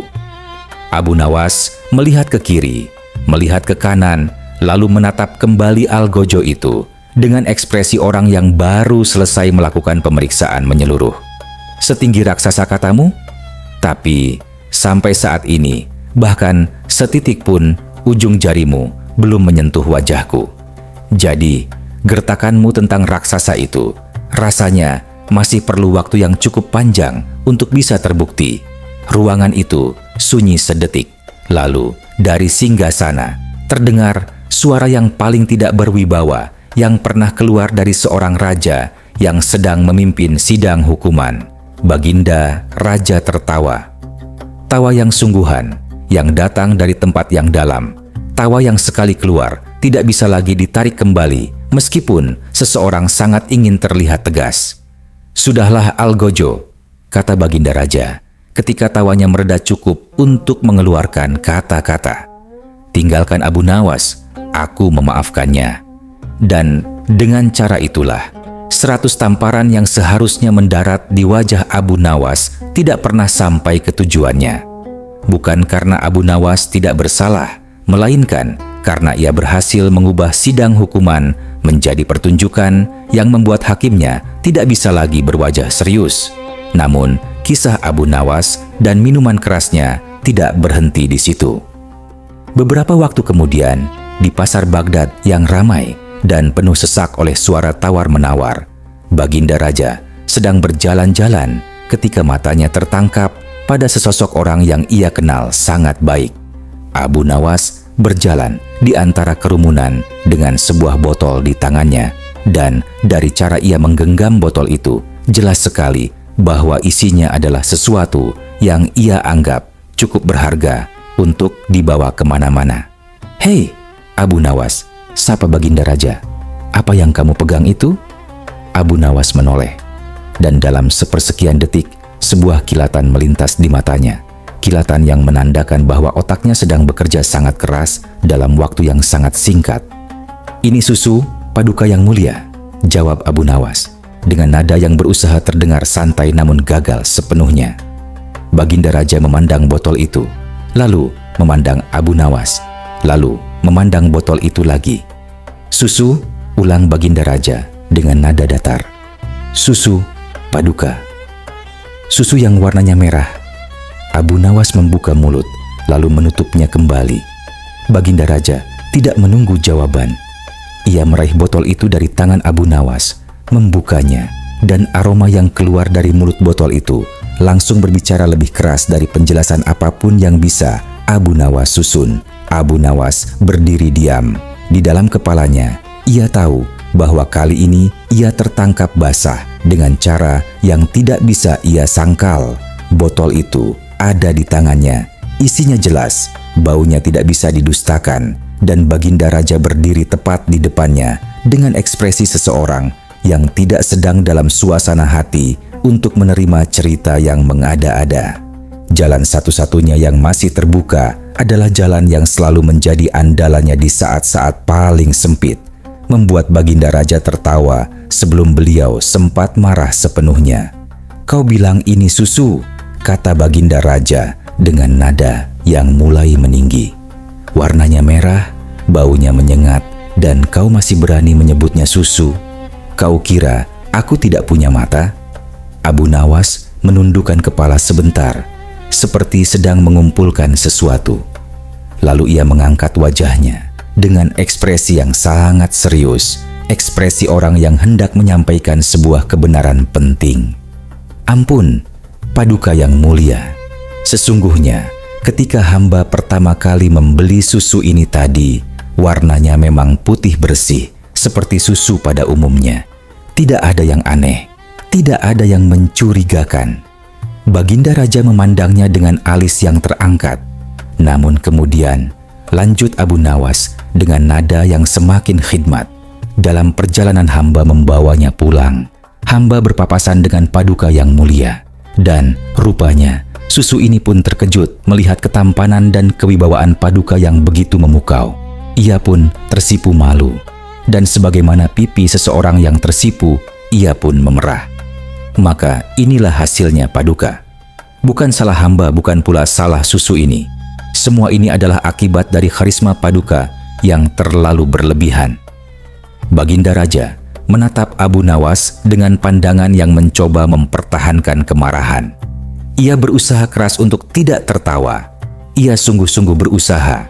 Namun kalimat tentang susu yang tersipu malu karena melihat ketampanan raja itu terlalu besar untuk ditampung oleh wajah yang sedang mencoba serius. Tawa Baginda Raja pecah di tengah keramaian pasar Baghdad.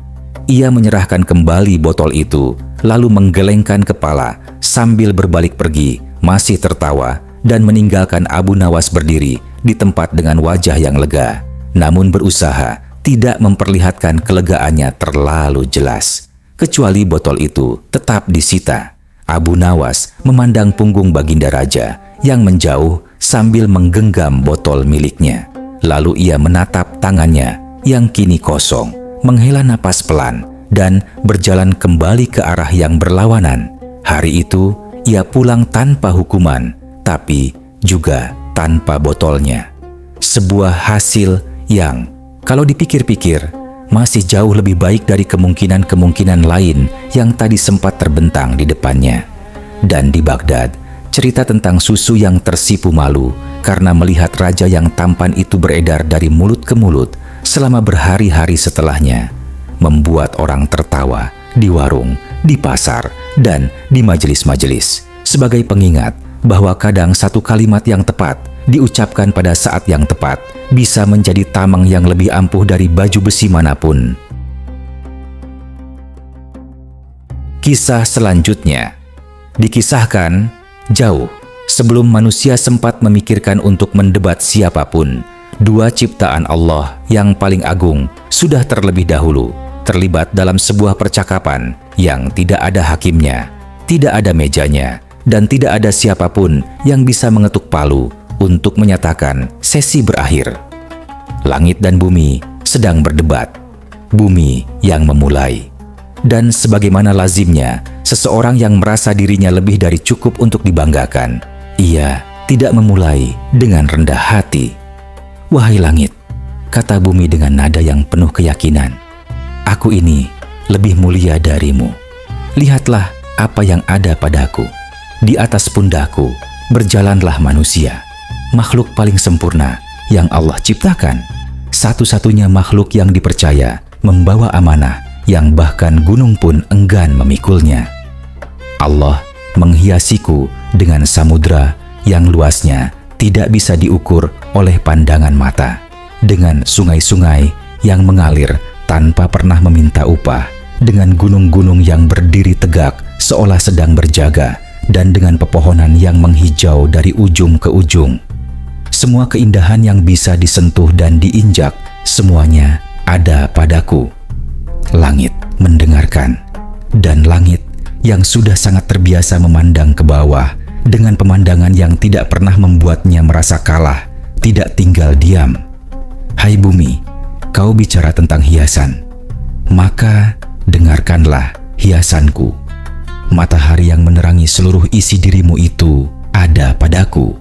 Bulan yang memantulkan cahaya lembut di malam hari itu juga ada padaku. Gugusan bintang yang bertebaran seperti permata yang ditaburkan oleh tangan yang tidak pernah lelah, semuanya menghuni ruangku. Dan lebih dari itu semua, kursi dan arsy yang menjadi tahta keagungan Allah, beserta surga yang menjadi tempat kembali bagi orang-orang yang beruntung, semuanya berada di atasku. Apakah kau masih merasa lebih mulia? Bumi menyimak. Lalu bumi tersenyum. Kalau bumi bisa tersenyum dengan senyum seseorang yang menyimpan kartu terakhir dan belum mengeluarkannya.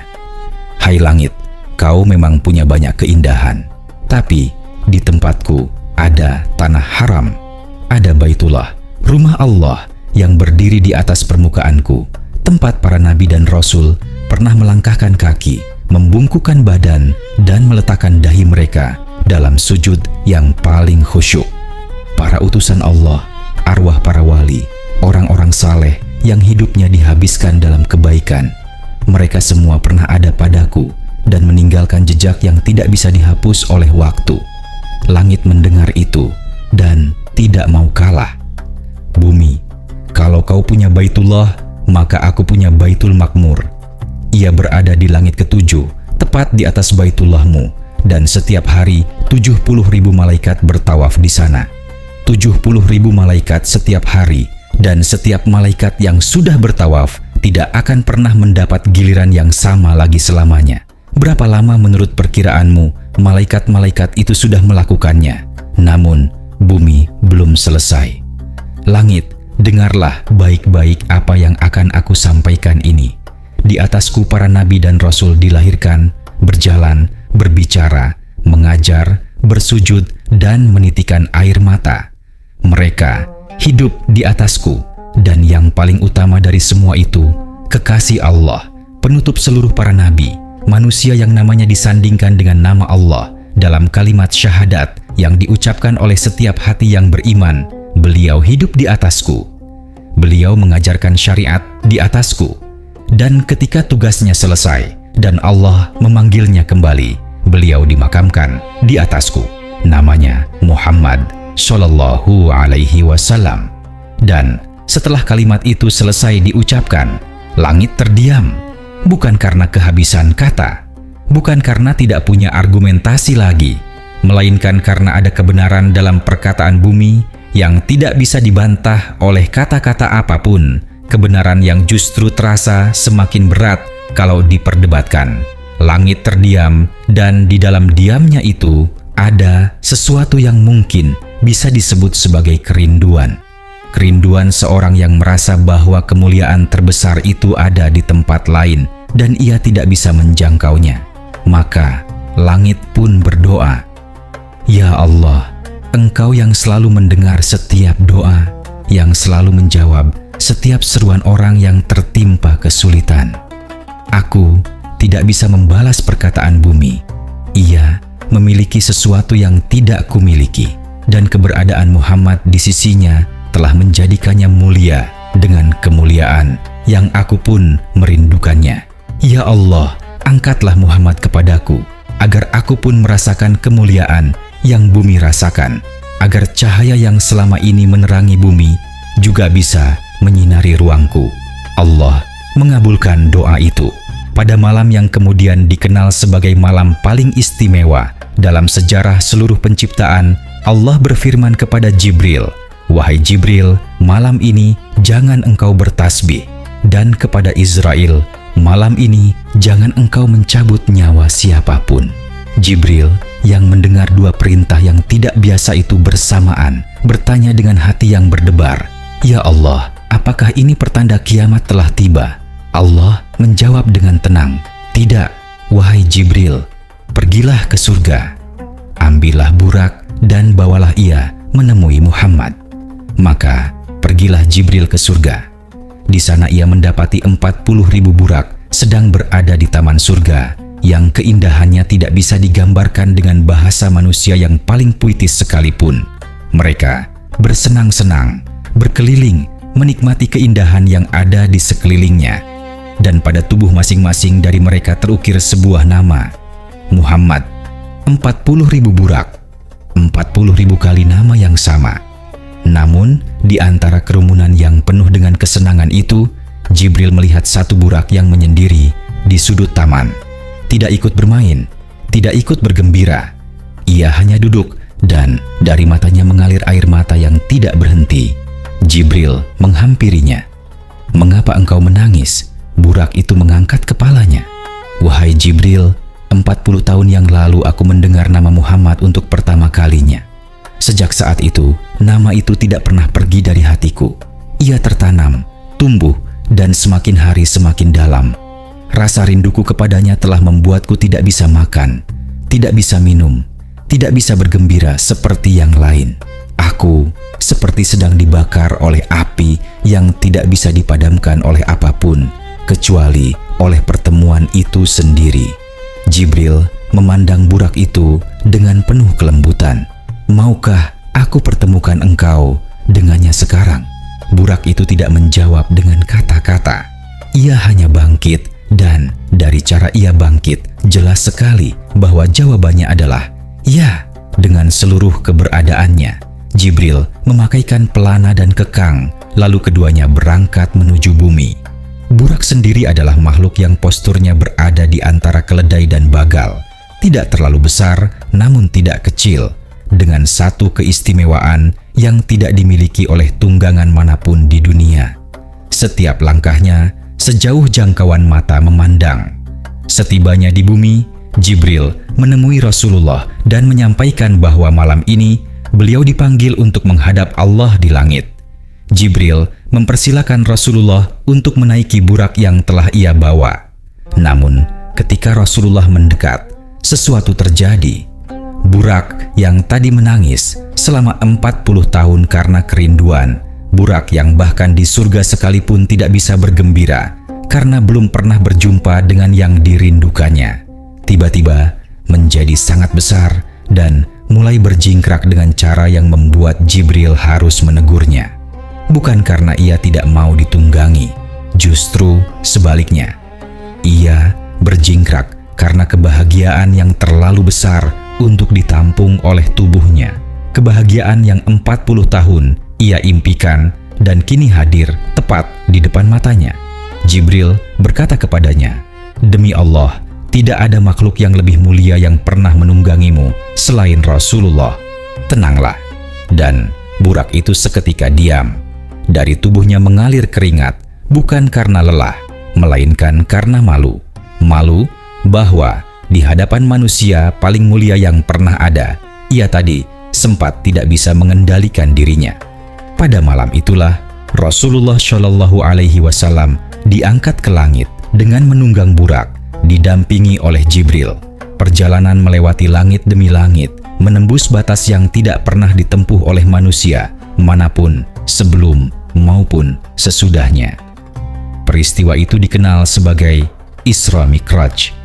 Dan di dalam perjalanan yang agung itu, Allah memberikan perintah sholat 5 waktu, sebuah perintah yang tidak disampaikan melalui perantara, melainkan langsung dari Allah kepada kekasihnya, sebagai tanda betapa mulianya ibadah yang satu ini di antara seluruh ibadah yang ada. Maka selesailah sudah perdebatan antara langit dan bumi. Bumi mendapat kemuliaan karena menjadi tempat hidup dan peristirahatan terakhir Rasulullah. Langit mendapat kemuliaan karena menjadi tempat yang dikunjungi Rasulullah dalam perjalanan paling istimewa sepanjang sejarah. Keduanya mulia dengan cara yang berbeda. pada waktu yang berbeda, namun dari sumber kemuliaan yang sama. Dan di antara semua pelajaran yang bisa dipetik dari kisah ini, mungkin yang paling dalam adalah ini. Bahkan langit dan bumi pun merasa bahwa kemuliaan sejati hanyalah kemuliaan yang lahir dari kedekatan dengan kekasih Allah. Maka bagaimana dengan kita yang mengaku mencintainya namun belum tentu menjalankan apa yang ia ajarkan? Wallahu a'lam bishawab. Kisah selanjutnya. Ada dua hewan kecil yang dalam tradisi Islam diperlakukan dengan cara yang sangat berbeda. Yang satu, kalau kita menemukannya merayap di dinding dan kita memilih untuk mengakhiri perjalanan hidupnya, maka kita mendapat pahala. Yang satunya lagi, justru sebaliknya. Kita dianjurkan untuk tidak mengganggunya, bahkan untuk berjalan dengan hati-hati agar kaki kita tidak menginjaknya. Hewan pertama adalah cicak. Hewan kedua adalah semut. Dan bagi siapapun yang bertanya, mengapa dua hewan kecil yang sama-sama tidak berbahaya ini diperlakukan dengan cara yang sedemikian berbeda? Jawabannya bukan sekadar soal kebersihan atau estetika. Jawabannya adalah sebuah kisah yang terjadi di tengah kobaran api yang paling terkenal dalam sejarah para nabi. Kala itu, Raja Namrud memutuskan bahwa cara terbaik untuk menghentikan dakwah Nabi Ibrahim adalah dengan memasukkan beliau ke dalam api yang dinyalakan sebesar-besarnya. Sebuah keputusan yang dari sudut pandang manusia terdengar seperti akhir dari segalanya. Namun dari sudut pandang Allah, ia hanyalah awal dari sebuah mukjizat yang hingga hari ini masih dikisahkan. Api yang disiapkan Namrud bukan api kecil. Ia adalah lautan api yang panasnya membuat orang tidak bisa mendekat, bahkan dari jarak yang jauh. Nabi Ibrahim dilemparkan ke dalamnya dengan harapan bahwa tidak akan ada yang tersisa setelahnya. Namun, di saat semua itu terjadi, dua hewan kecil memiliki dua reaksi yang sangat berbeda. Cicak, hewan yang mungkin tidak pernah berpikir terlalu dalam tentang akibat dari perbuatannya, memilih untuk meniupkan napasnya ke arah kobaran api.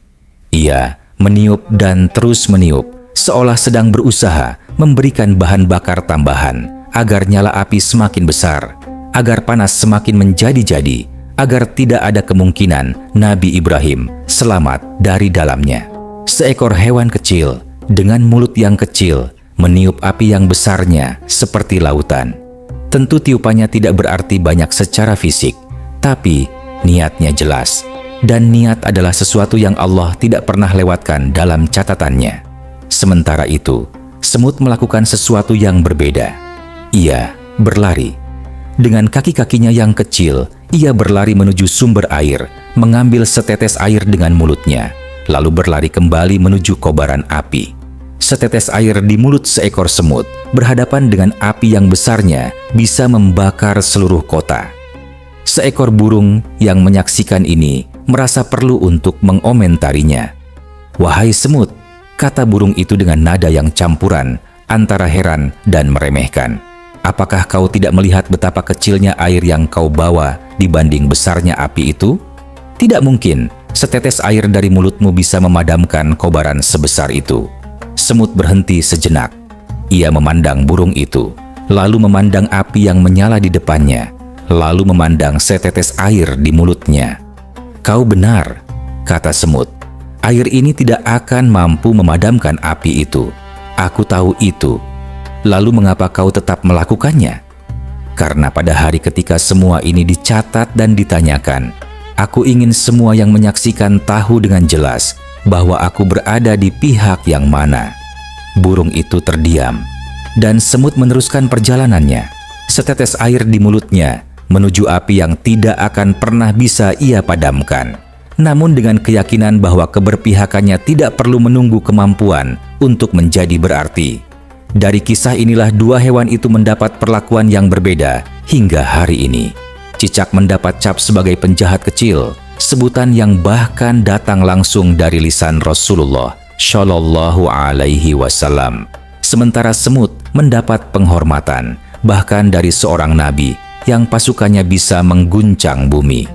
Nabi Sulaiman yang dikaruniai Allah kemampuan untuk memahami bahasa seluruh binatang dan memimpin pasukan yang terdiri dari manusia, jin, dan hewan, pada suatu hari membawa rombongannya melewati sebuah lembah.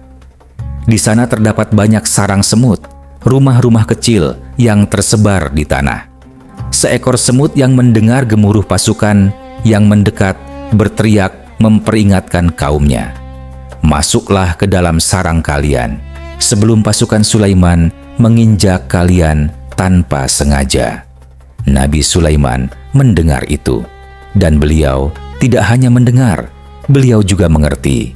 Ia tersenyum mendengar kekhawatiran semut itu, lalu memerintahkan seluruh pasukannya untuk berjalan dengan sangat hati-hati, memilih langkah demi langkah agar tidak ada satu semut pun yang terinjak. Seorang nabi dengan pasukan yang bisa menaklukkan kerajaan-kerajaan besar, memperlambat perjalanannya demi seekor semut. Kisah ini bukan kebetulan yang dicatat dalam sejarah. Ia adalah pelajaran tentang bagaimana kita memperlakukan makhluk-makhluk kecil yang tidak punya suara untuk membela dirinya, dan bahwa kemuliaan seseorang bukan diukur dari seberapa besar kekuasaannya, melainkan dari seberapa hati-hati ia melangkah di hadapan makhluk yang lemah. Kisah kedua ini dimulai dari sebuah persahabatan yang membuat seseorang lupa diri.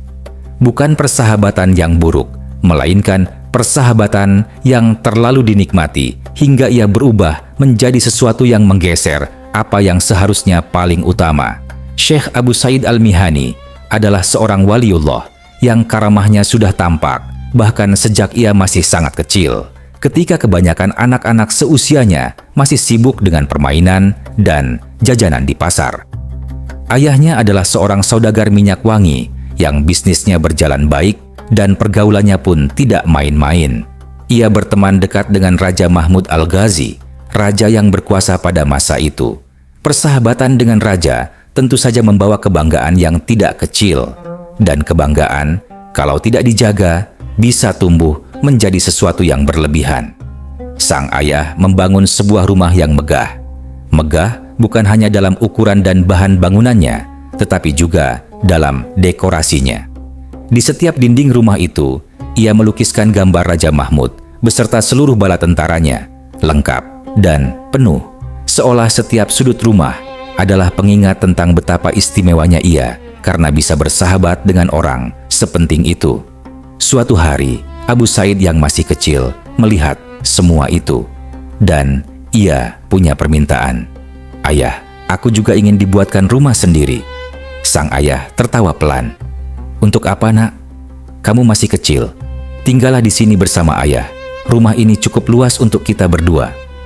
"Tidak, ayah. Aku ingin rumahku sendiri." Anak-anak yang masih kecil seringkali tidak bisa menjelaskan mengapa mereka menginginkan sesuatu.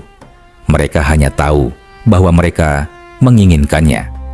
Dan sang ayah yang sudah tidak punya alasan untuk menolak permintaan anak kesayangannya itu, akhirnya menurut. Rumah kecil itu pun dibangun, dan ketika selesai, Abu Sa'id segera menempatinya. Tidak lama setelah itu, sang ayah datang berkunjung. Ia melangkah masuk, memandang ke sekelilingnya, dan mendapati bahwa dinding-dinding rumah anaknya juga penuh dengan lukisan. Namun, lukisan itu bukan gambar raja, bukan gambar pasukan, bukan gambar apapun yang bisa ia tebak sebelumnya. Di setiap dinding itu, dari sudut ke sudut, dari bawah ke atas, tertulis lafaz Allah. Tidak ada satu jengkal dinding pun yang kosong darinya. Sang ayah memandangi itu cukup lama. Lalu ia bertanya, "Wahai anakku, mengapa seluruh tembok rumahmu kau penuhi dengan lafaz Allah?" Abu Sa'id mengangkat wajahnya dan memandang ayahnya dengan tenang. "Wahai ayah, engkau melukis seluruh tembok rumahmu dengan gambar rajamu. Maka aku pun melukis seluruh tembok rumahku dengan nama rajaku." Ruangan itu seketika menjadi sangat sunyi. Sang ayah berdiri diam, dan di dalam diamnya itu terjadi sesuatu yang tidak bisa dilihat dari luar, namun dampaknya terasa sangat jelas. Sebuah cermin kecil tiba-tiba muncul di depannya. Cermin yang dipasang oleh kata-kata seorang anak kecil, dan ia terpaksa melihat dirinya di dalamnya. Ia telah mengisi rumahnya dengan gambar seorang raja yang fana. Anaknya mengisi rumahnya dengan nama raja yang kekal. Ia membangun dinding-dinding kemegahan untuk memuliakan persahabatan dengan manusia. Anaknya membangun dinding-dinding yang tidak berbicara tentang apapun kecuali tentang Yang Maha Kuasa. Sang ayah pulang ke rumahnya, dan satu persatu dengan tangannya sendiri ia menghapus seluruh lukisan Raja Mahmud dari dinding-dinding itu.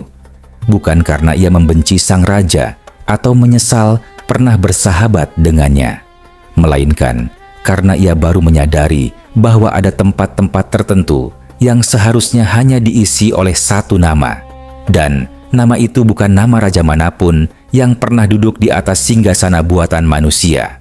Sejak hari itu, sang ayah memandang anaknya dengan cara yang berbeda, bukan sekadar sebagai anak kesayangan yang harus dijaga dan dipenuhi keinginannya, melainkan sebagai seorang guru yang kebetulan hadir dalam wujud seorang anak kecil, dikirimkan oleh Allah untuk mengetuk sebuah pintu yang hampir terlupa untuk dibuka. Dan dua kisah dalam satu malam pengajian ini, tentang semut yang tahu di mana ia berdiri dan tentang anak yang tahu siapa rajanya, keduanya berbicara tentang hal yang sama, bahwa di saat semua orang sibuk memilih pihak dan memajang kesetiaan kepada yang terlihat dan yang berkuasa, selalu ada jiwa-jiwa yang dengan tenang dan tanpa banyak kata telah lebih dulu mengetahui kepada siapa seharusnya semua itu dipersembahkan. Wallahu a'lam bisyawab. Terima kasih banyak sudah menonton hingga tuntas. Semoga cerita ini memberi manfaat, menambah wawasan, dan membawa kebaikan dalam hidup kita. Sampai jumpa di kisah selanjutnya.